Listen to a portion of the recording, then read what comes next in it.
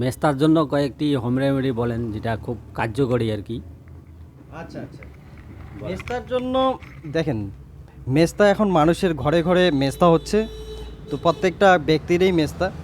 তো এটার জন্য জায়ফল যে আছে না, জায়ফল, জায়ফল যদি আপনি হচ্ছে পাথরে ঘষে নিয়ে একটু জল দিয়ে পাথরে ঘষে মেস্তার জায়গায় যদি লাগেন, কয়েকদিন যদি লাগাতে পারেন তাহলে মেস্তাটা আপনার সেরে যাবে।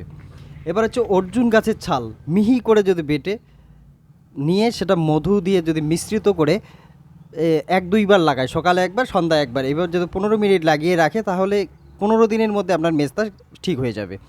দারু হরিদ্রা, এটা আপনি যে কোনো আয়ুর্বেদিক জড়িবুটির দোকানগুলোতে পেয়ে যাবেন। মেস্তার জায়গায় সেটাকে একটু জল দিয়ে আপনি যদি পাথরে ঘষে নিয়ে সেটা যদি লাগান তাহলে মেস্তাটা আপনার সেরে যাবে।